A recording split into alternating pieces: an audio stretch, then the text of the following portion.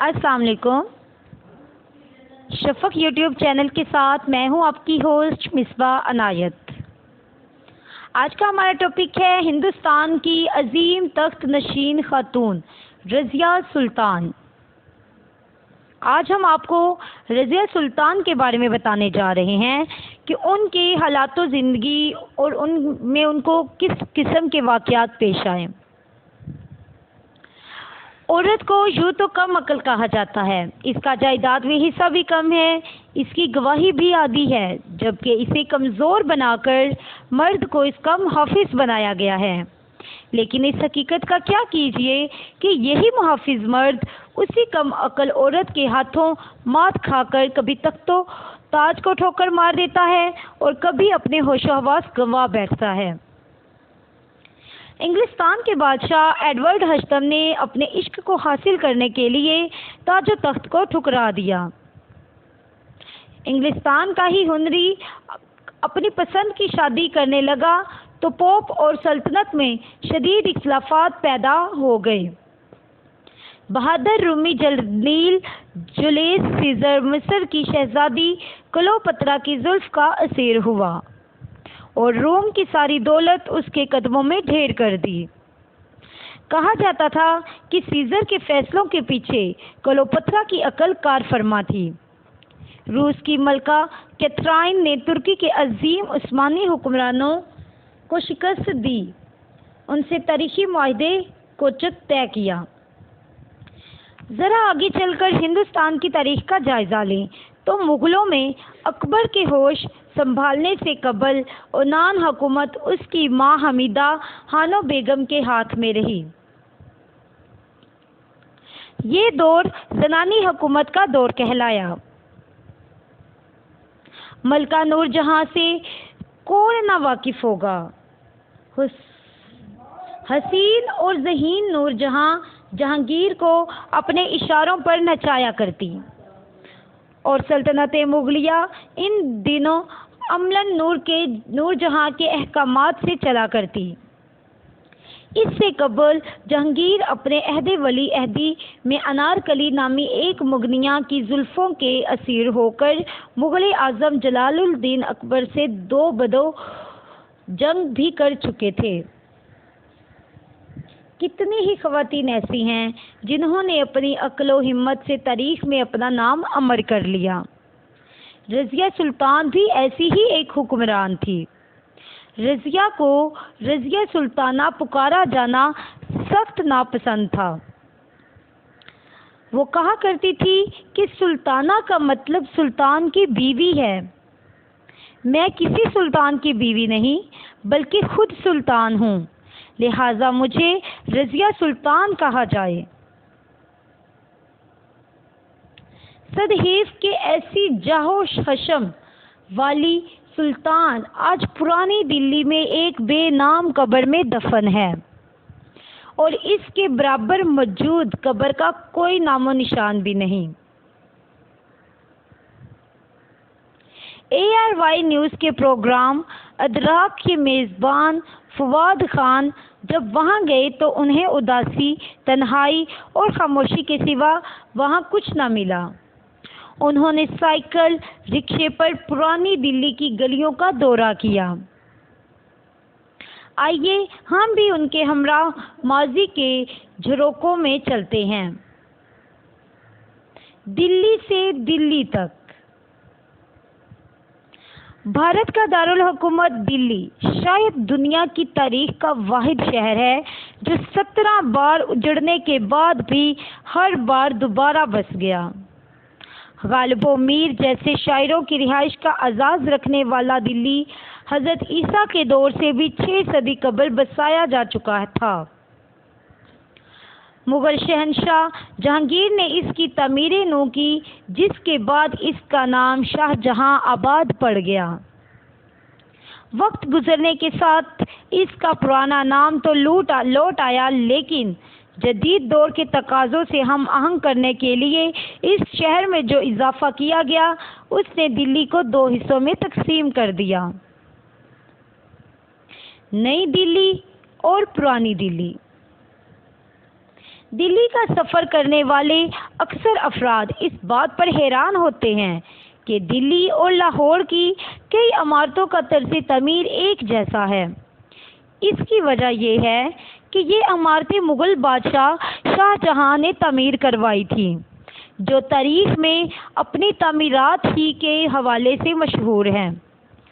محبت کی عظیم نشانی اور طرز تعمیر کا شاہکار تاج محل بھی شاہ جہاں کا تعمیر کردہ ہے، جو اس نے اپنی محبوب بیوی ممتاز محل کی یاد میں تعمیر کروایا تھا۔ آئیے اب پرانی دلی چلتے ہیں۔ گو کہ ہمیں کسی سواری کی ضرورت نہیں، مگر فواد خان کو نئی دلی جانے کے لیے سائیکل رکشے پر سفر کرنا پڑا۔ پرانی دلی میں داخل ہونے کے لیے کئی دروازے ہیں، جن میں سے ایک راستہ ترکمان گیٹ کہلاتا ہے، ایسے ہی جیسے اندرون لاہور میں داخلے کے کئی دروازے ہیں۔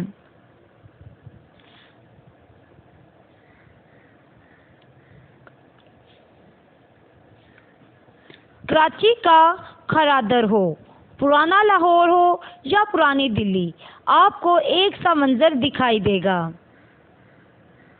احاطوں سے باہر نکلی دکانیں، تنگ گلیاں، پتھارے دار پرانی عمارتیں جو سر پر گرتی محسوس ہوتی ہیں۔ پرانی دلی میں الگ چیز ہتھ گاڑی میں سامان کھینچتے مزدور بھی نظر آئیں گے۔ آپ کو بالی ووڈ کی فلم دلی چیز یاد ہوگی، جس میں سونم کپور اور ابھیشیک بچن نے کام کیا تھا۔ دلی چیز دراصل دلی کا پوسٹل کوڈ ہے۔ مرزا غالب کی حویلی بھی یہی پرانی دلی میں ہے۔ محلہ بلی ماراں کی گلی قاسم جان میں غالب کی حویلی موجود ہے۔ گو حویلی تو زمانے کی دست برد کے باعث اپنی شان کھو چکی ہے، لیکن اس کے 2 کمرے بھارتی حکومت کی مہربانی سے اچھی حالت میں ہیں، اور دنیا بھر سے غالب اور اس کی شاعری کے دیوانے یہاں آ کر غالب کو تلاشتے ہیں۔ غالب کی حویلی تو پرانی دلی کے باسیوں کے لیے ایک جانا پہچانا مقام ہے، لیکن وہ یہ نہیں بتا سکتے کہ اپنے وقت کی حکمران رضیہ سلطان کس مقام پر آسودہ خاک ہیں۔ کئی لوگوں سے پوچھنے پر بمشکل کوئی ایک شخص آپ کو صحیح سمت بتا سکے گا کہ رضیہ سلطان کے مقبرے میں فاتحہ پڑھنے سے پہلے ایک نظر اس کے عروج پر بھی ڈالتے ہیں۔ دلی کا پہلا مسلمان بادشاہ سلطان الدین ایبک کا ایک غلام التمش، جو اپنی صلاحیتوں کی وجہ سے صوبہ بہار کا صوبے دار تھا اور بعد ازاں تخت دلی پر بیٹھا، بلند حوصلہ رضیہ سلطان کا باپ تھا۔ التمش کے ماضی کی وجہ سے یہ خاندان غلامہ کہلایا۔ التمش نے بچپن ہی سے اپنی بیٹی میں چھپی صلاحیتوں کو پہچان لیا اور عام شہزادیوں کی طرح تعلیم حاصل کرنے کے بجائے اسے جنگی تربیت اور انتظام سلطنت کی تربیت دی۔ جب اس کی اولادیں بڑی ہو گئی اور جان نشینی کا مسئلہ اٹھا تو التمش نے اپنی بیٹی کو جان نشین مقرر کرنے کا فیصلہ کیا۔ یہ فیصلہ اس نے اپنے بیٹوں کی نااہلی کی وجہ سے کیا۔ اس فیصلے کی اس کے امراء نے بھی مخالفت کی۔ التمش کی موت کے بعد اس کے ایک بیٹے رکن الدین فیروز نے رضیہ کو نظر بند کر کے خود تخت سنبھال لیا اور جلد ہی اپنے جلد باز فیصلوں اور ناقص حکومت عملیوں کے باعث امراء کی حمایت کھو بیٹھا۔ تب امراء کو بھی التمش کے دور رز فیصلے کی اہمیت کا اندازہ ہوا، اور جب رضیہ اپنے تخت کو واپس حاصل کرنے کے لیے نکلی تو دربار کے امراء، فوج اور عام عوام نے بھی اس کا ساتھ دیا۔ رضیہ مردانہ لباس پہن کر تخت پر بیٹھا کرتی۔ یہی نہیں بلکہ وہ بذات خود جنگوں میں شریک ہو کر مردانہ وار لڑتی تھی، جس کو دیکھ کر اس کی فوج کے حوصلے بھی بلند ہو جاتے تھے۔ اپنے دور حکومت میں اس نے بے شمار دانشمندانہ فیصلے کیے، عوامی بہبود کے لیے منصوبے شروع کیے اور درباری سازشوں کا ایسی ذہانت سے مقابلہ کیا کہ وہ عوام کی پسندیدہ حکمران بن گئی۔ اس نے بھٹنڈا کے حکمران ملک اختیار التونیہ سے شادی کی۔ اس کی شادی کے بارے میں مورخین میں اختلاف پایا جاتا ہے۔ بعض مورخین کے مطابق اس نے اپنے بھائیوں کی سازشوں کا مقابلہ کرنے کے لیے اس سے شادی کی۔ بعض کے مطابق وہ التونیہ کی بغاوت کچلنے نکلی، لیکن اس کی فوج نے اس سے غداری کی۔ رضیہ کو شکست ہوئی اور اسے قیدی کی حیثیت سے التونیہ کے سامنے پیش کیا گیا۔ التونیہ پہلے ہی اس کے تیرے نظر کا گھائل تھا۔ اس نے رضیہ سے شادی کر لی۔ شادی کے بعد رضیہ نے اپنا کھویا ہوا تخت دوبارہ حاصل کرنے کی کوشش کی اور اس مقصد کے لیے وہ اور التونیہ بھٹنڈا کی فوج لے کر دلی کی طرف چلے۔ اس عرصے میں رضیہ کا بھائی معز الدین تخت پر بیٹھ چکا تھا۔ اس جنگ میں رضیہ کو شکست ہوئی۔ اس کی موت کے بارے بھی متضاد معلومات ہیں۔ بعض کا کہنا ہے کہ معز الدین نے شکست کے بعد ان دونوں کو قتل کروا دیا اور بعض کے مطابق اس جنگ میں التونیہ مارا گیا، لیکن رضیہ جان بچا کر بھاگ نکلی اور ایک ویرانے میں ایک ڈاکو کے ہاتھ جان گنوا بیٹھی۔ بعض کا کہنا ہے کہ یہ واقعہ دونوں کے ساتھ پیش آیا اور شکست کے بعد دونوں جائے پناہ کی تلاش میں بھٹکتے پھر رہے تھے کہ ایک دیہاتی لٹیرے نے انہیں لوٹنے کے بعد قتل کر دیا۔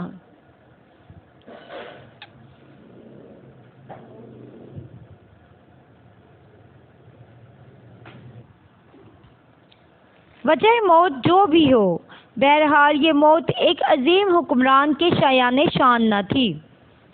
رضیہ کی زندگی کا ایک کردار اس کا حبشی غلام یا قوت بھی تھا۔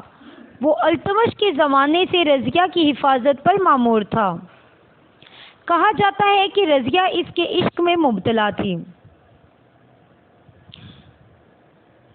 سلطان بننے کے بعد اس نے اسے ایک اونچا عہدہ دے کر دربار کے کئی امراء سے بلند کر دیا تھا، جسے سخت ناپسند کیا گیا۔ درباری سازشوں نے اس غلام کے حوالے سے رضیہ کی کردار کشی بھی کی۔ یہ غلام ملک التونیہ کے خلاف بغاوت میں مارا گیا۔ مورخین کے مطابق رضیہ کے زوال کی وجہ اس غلام پر حد سے بڑھی ہوئی عنایتیں تھیں،